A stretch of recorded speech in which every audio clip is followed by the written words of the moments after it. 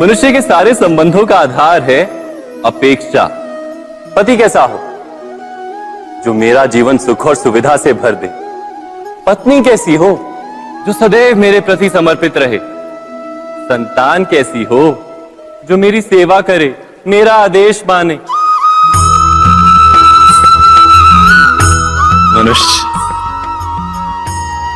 मनुष्य उसी को प्रेम भी कर पाता है जो उसकी अपेक्षा पूर्ण करता है, और अपेक्षा की तो नियति है भंग होना। कैसे? क्योंकि अपेक्षा मनुष्य के मस्तिष्क में जन्म लेती है। कोई अन्य व्यक्ति उसकी अपेक्षाओं के बारे में जान ही नहीं पाता। पूर्ण करने की प्रामाणिक इच्छा हो तब भी कोई मनुष्य किसी की अपेक्षाओं को पूर्ण नहीं कर पाता, और वहां से जन्म लेता है संघर्ष। सारे संबंध संघर्ष में परिवर्तित हो जाते। पर मनुष्य अपेक्षा को संबंध का आधार ना बनाए और स्वीकार करे केवल संबंध का आधार, तो क्या ये जीवन स्वयमेव सुख और शांति से नहीं भर जाएगा? स्वयं विचार कीजिएगा।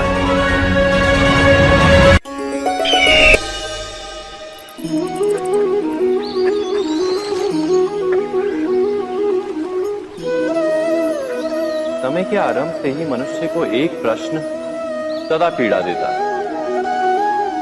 कि वो अपने संबंधों में अधिकतम सुख और कम से कम दुख किस प्रकार प्राप्त कर सकता है। क्या आपके सारे संबंधों ने आपको संपूर्ण संतोष दिया है? विचार कीजिए। हमारा जीवन संबंधों पर आधारित है। हमारी सुरक्षा संबंधों पर आधारित है। इसी कारण हमारे जीवन के सारे सुखों का आधार भी संबंध है। किंतु फिर भी हमें संबंधों में ही अधिकतर दुख क्यों प्राप्त होते हैं? सदा ही संघर्ष भी संबंधों से ही उत्पन्न क्यों हो जाते हैं? कभी विचार किया है? जब कोई व्यक्ति किसी अन्य व्यक्ति के विचार अथवा कार्य को स्वीकार नहीं करता, उसमें परिवर्तन करने का प्रयत्न करता है, तो संघर्ष जन्म लेता है। अर्थात जितना अधिक अस्वीकार उतना ही अधिक संघर्ष, और जितना अधिक स्वीकार उतना ही अधिक सुख। क्या ये वास्तविकता नहीं? यदि मनुष्य स्वयं अपनी अपेक्षाओं पर अंकुश रखे, अपने विचारों को परखे, किसी अन्य व्यक्ति में परिवर्तन करने का प्रयत्न ना कर स्वयं अपने भीतर परिवर्तन करने का प्रयास करे, तो क्या संबंधों में संतोष प्राप्त करना इतना कठिन? अर्थात क्या स्वीकार ही संबंध का वास्तविक अर्थ नहीं? स्वयं विचार कीजिए।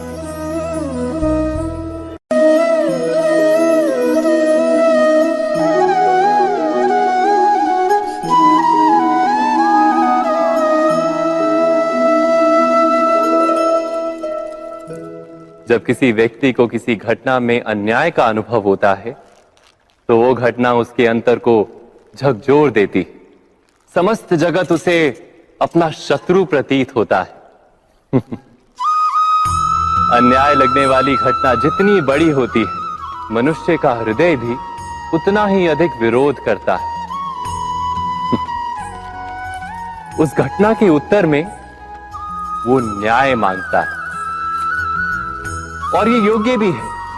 वास्तव में समाज में किसी भी प्रकार का अन्याय व्यक्ति की आस्था और विश्वास का नाश है।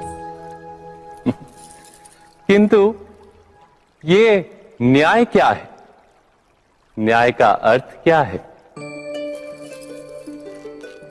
अन्याय करने वाले को अपने कार्य पर पश्चाताप हो, और अन्याय भुगतने वाले के मन में फिर से विश्वास जगे समाज के प्रति। इतना ही अर्थ है ना न्याय का। किंतु जिसके हृदय में धर्म नहीं होता, वो न्याय को छोड़कर बैर और प्रतिशोध को अपनाता है। हिंसा के बदले प्रतिहिंसा की भावना लेकर चलता है, स्वयं भोगी हुई पीड़ा से कहीं अधिक पीड़ा देने का प्रयत्न करता है और इस मार्ग पर चलते अन्याय को भुगतने वाला स्वयं अन्याय करने लगता है। शीघ्र ही वो अपराधी बन जाता है, अर्थात न्याय और प्रतिशोध के बीच बहुत कम अंतर होता है और इसी अंतर का नाम है धर्म। क्या ये सत्य नहीं? स्वयं विचार कीजिए। दो व्यक्ति जब निकट आते हैं तो एक दूसरे के लिए सीमाएं और मर्यादाएं निर्मित करने का प्रयत्न अवश्य करते हैं। हम यदि सारे संबंधों पर विचार करें तो देखेंगे कि इन सारे संबंधों का आधार यही सीमाएं हैं जो हम दूसरों के लिए निर्मित करते हैं और यदि अनजाने में भी कोई अन्य व्यक्ति इन सीमाओं को तोड़ता है तो उसी क्षण हमारा हृदय क्रोध से भर जाता है। इन सीमाओं का वास्तविक रूप क्या है? क्या हमने कभी विचार किया? सीमाओं के द्वारा हम दूसरे व्यक्ति को निर्णय करने की अनुमति नहीं देते, अपना निर्णय उस व्यक्ति पर थोपते, अर्थात किसी की स्वतंत्रता का अस्वीकार करते हैं। और जब स्वतंत्रता का अस्वीकार किया जाता है तो उसका हृदय दुख से भर जाता है और जब वो सीमाओं को तोड़ता है तो हमारा हृदय क्रोध से भर जाता है। क्या ऐसा नहीं होता?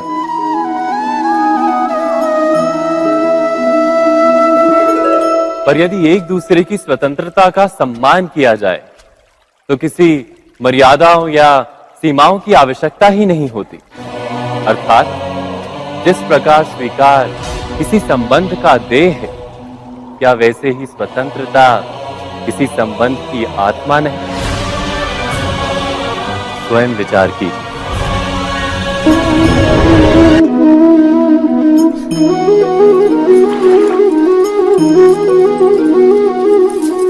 पिता सदा ही अपने संतान के सुख की कामना करते हैं, उनके भविष्य की चिंता करते रहते हैं।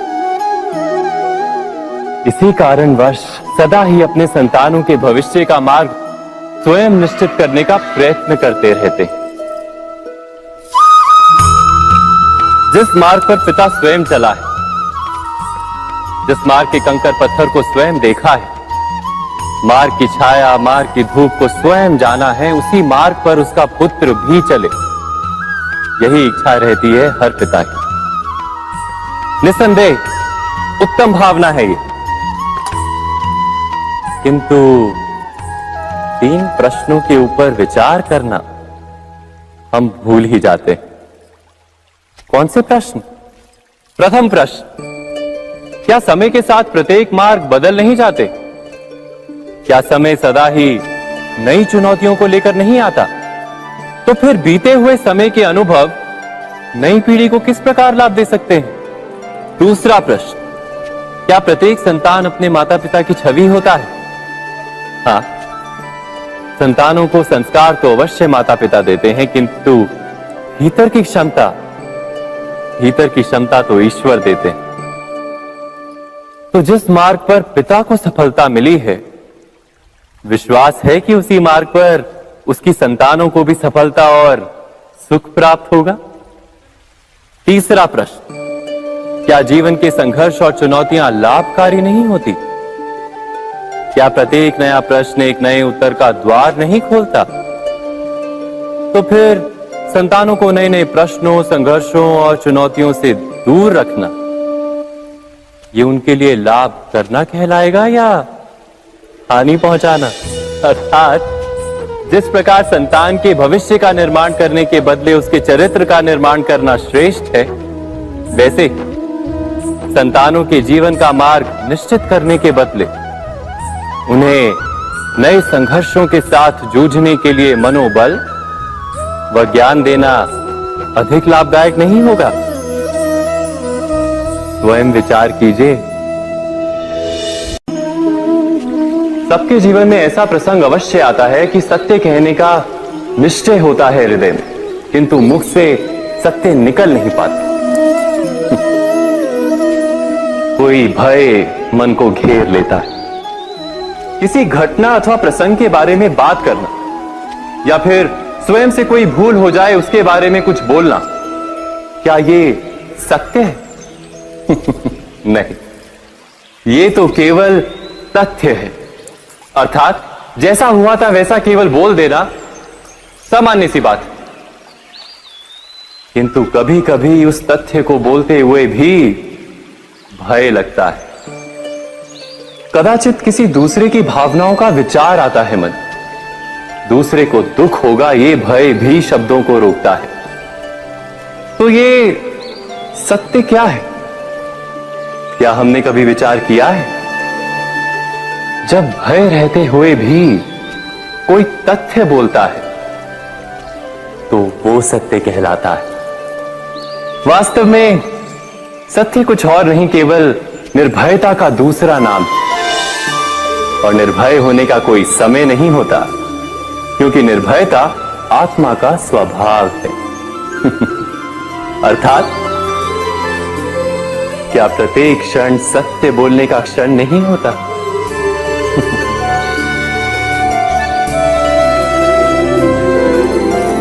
स्वयं विचार कीजिए। जब भी किसी की आशा और इच्छा भंग होती है तो उसका हृदय क्रोध से भर जाता है। जिस व्यक्ति को वो अपना अपराधी समझता है उसे दंड देने का प्रयत्न करता है। पर क्या हमारी इच्छा या आशा का भंग होना क्या सदा ही किसी का अपराध होता है? इच्छाओं के अपूर्ण रहने के तो कई कारण हो सकते हैं। कुछ तो संजोग के कारण अधूरी रह जाती हैं और कुछ नियति के कारण। और कभी कभी इच्छाओं का स्वरूप ही ऐसा होता है कि वो पूर्ण नहीं हो पाती। बिना परिस्थिति पर विचार किए किसी को अपराधी मान लेना न्याय नहीं, प्रतिशोध है। न्याय का आधार तो दया है, करुणा है, और प्रतिशोध का आधार क्रोध, अहंकार। अर्थात हृदय में करुणा धारण किए बिना किसी के अपराध के विषय में विचार करना, किसी को दंड देना, क्या अपने आप में ही अन्याय नहीं? स्वयं विचार कीजिए।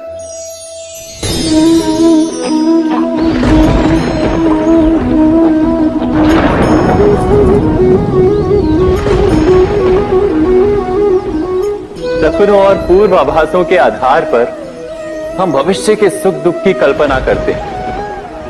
भविष्य के दुख का कारण दूर करने के लिए हम आज योजना बनाते हैं। किंतु कल के संकट को आज निर्मूल करने से हमें लाभ मिलता है या हानि पहुंचती है? ये प्रश्न हम कभी नहीं करते। सत्य तो ये है कि संकट और उसका निवारण साथ जन से, व्यक्ति के लिए भी और सृष्टि के लिए भी। नहीं, आप अपने भूतकाल का स्मरण कीजिए, इतिहास को देखिए। आप तुरंत ही ये जान पाएंगे कि जब जब संकट आता है तब तब उसका निवारण करने वाली शक्ति भी जन्म लेती है। यही तो जगत का चलन है। वस्तुतः संकट ही शक्ति के जन्म का कारण है। प्रत्येक व्यक्ति जब संकट से निकलता है तो एक पद आगे बढ़ा होता है, अधिक चमकता है, आत्मविश्वास से अधिक भरा होता है, ना केवल अपने लिए अपितु विश्व के लिए भी। क्या ये सत्य नहीं? वास्तव में संकट का जन्म है एक अवसर का जन्म, अपने आप को बदलने का, अपने विचारों को ऊंचाई पर करने का अवसर, अपनी आत्मा को बलवान और ज्ञान मंडित बनाने का अवसर। जो ये कर पाता है उसे कोई संकट नहीं होता, किंतु जो ये नहीं कर पाता वो तो स्वयं एक संकट है विश्व के लिए। विचार कीजिए।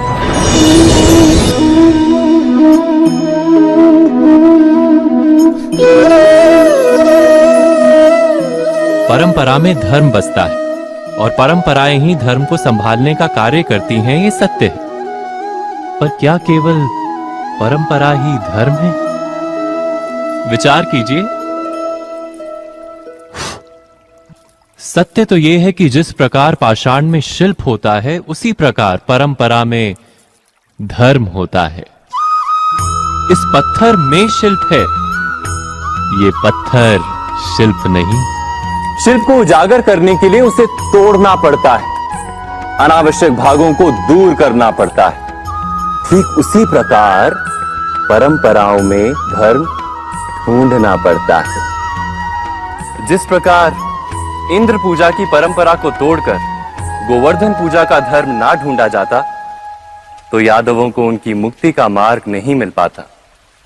अर्थात परंपरा को पूर्णता छोड़ देने वाला धर्म से वंचित रह जाता है, और परंपरा का अंध अनुकरण करने वाला भी धर्म को प्राप्त नहीं कर पाता।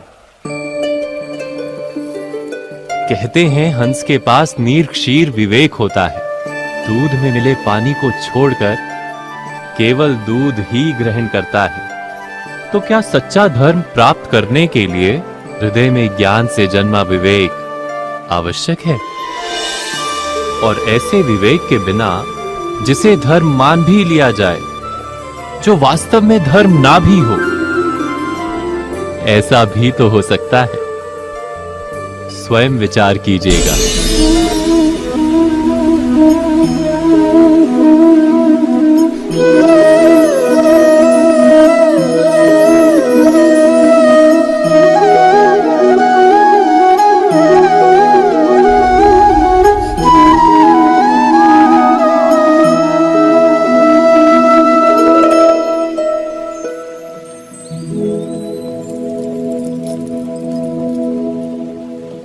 भविष्य के आधार पर सब आज का निर्णय लेना चाहते हैं। भविष्य में सुख मिले, भविष्य सुरक्षित हो, ऐसे निर्णय आज लेने का प्रयत्न रहता है सबका। आप अपने जीवन को देखिए, क्या आपके अधिकतर निर्णय के पीछे भविष्य का विचार नहीं होता? और हो भी क्यों ना, अपने जीवन को सरल और सुखमय बनाने का प्रयत्न करने का अधिकार सबका है। पर भविष्य तो कोई नहीं जानता, केवल कल्पना ही की जा सकती है। तो जीवन के सारे महत्वपूर्ण निर्णय कल्पनाओं के आधार पर ही करते हैं हम। क्या निर्णय करने का कोई तीसरा मार्ग हो सकता है? विचार कीजिए। सारे सुखों का आधार धर्म है, और वो धर्म मनुष्य के हृदय में बसता है। तो प्रत्येक निर्णय से पूर्व स्वयं अपने हृदय से ये प्रश्न अवश्य पूछ लेना कि ये निर्णय स्वार्थ से जन्मा है या धर्म से। क्या इतना पर्याप्त नहीं? भविष्य के बदले धर्म का विचार करने से क्या भविष्य अधिक सुखपूर्ण नहीं होगा? स्वयं विचार कीजिए। व्यक्ति को जब उसके अपराध का दंड मिलता है, तब कभी कभी उस न्याय को देखकर मन कचोटता है। प्रश्न उठता है हृदय में कि जब वो अपराध हुआ था, तब व्यक्ति भिन्न था। उसके पश्चात उसने इतने पश्चाताप किए, स्वयं में इतना परिवर्तन किया, फिर उसे दंड क्यों मिले? पर जहां आघात होता है, वहां प्रत्याघात भी होता है। जैसा कर्म वैसा फल। यदि किसी को प्रेम दोगे तो सुख प्राप्त होगा, यदि किसी की हत्या करोगे तो मृत्यु दंड मिलेगा। जैसा कार्य वैसा ही न्याय। तो फिर प्रायश्चित और पश्चाताप का कोई मूल्य नहीं है? अवश्य है मूल्य। प्रायश्चित और पश्चाताप मनुष्य की आत्मा को बलवान करता है। आने वाले दंड को स्वीकार करने के लिए मनुष्य को तैयार करता है। अर्थात बिना प्रायश्चित के दंड स्वीकार करने का कोई मूल्य है? स्वयं विचार कीजिए।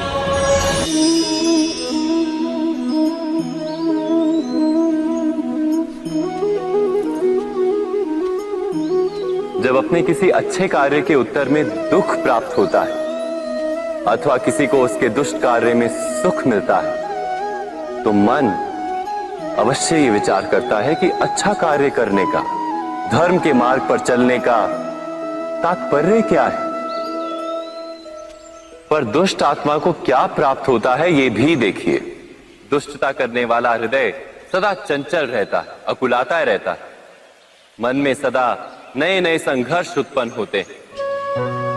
अविश्वास उसे जीवन भर दौड़ाता है। क्या ये सुख है?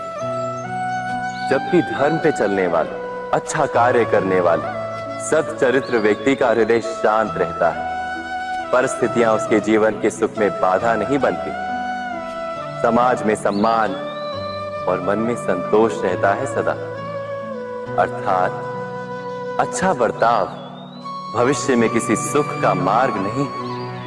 अच्छा बर्ताव स्वयं सुख, अथवा बुरा बर्ताव भविष्य में किसी दुख का मार्ग नहीं। अधर्म उसी क्षण दुख उत्पन्न करता है। धर्म से सुख नहीं, धर्म स्वयं।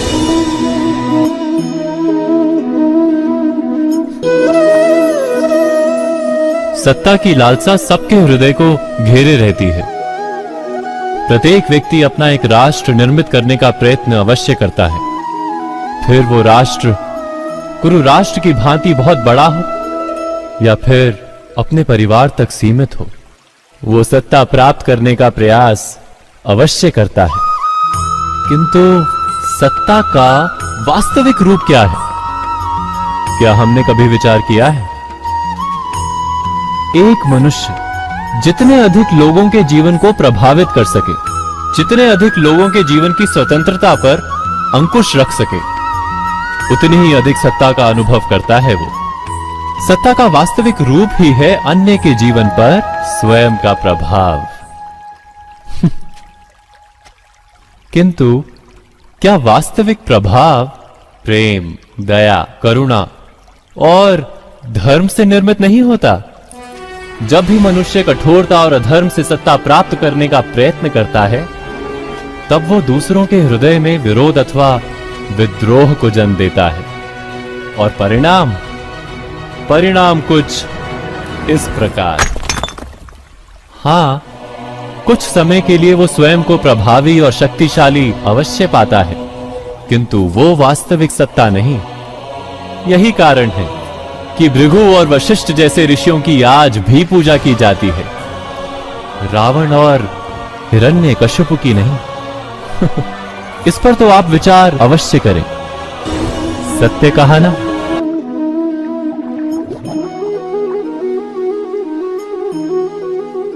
इस संसार में आने वाला प्रत्येक बालक संपूर्णतः संस्कार रहित होता है। उसके अंतर पर ना किसी अच्छे संस्कार के चिन्ह अंकित होते हैं, ना ही बुरे संस्कार के।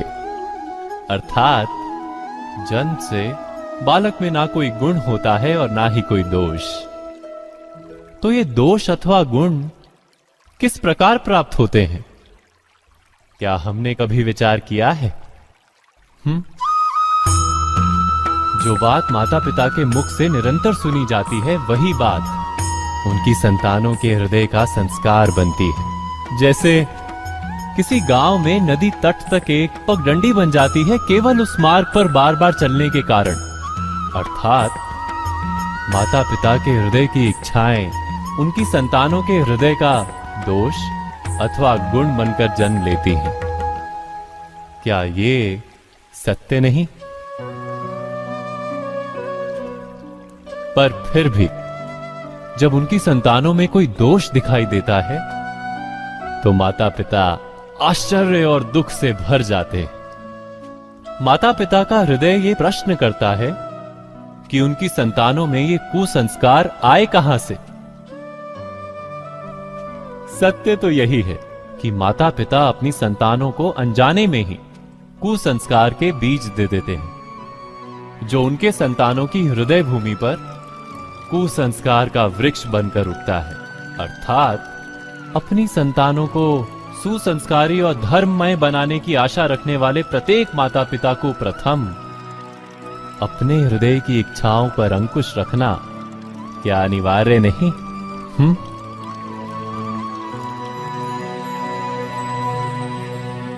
प्रत्येक माता पिता इस पर विचार अवश्य कीजिएगा।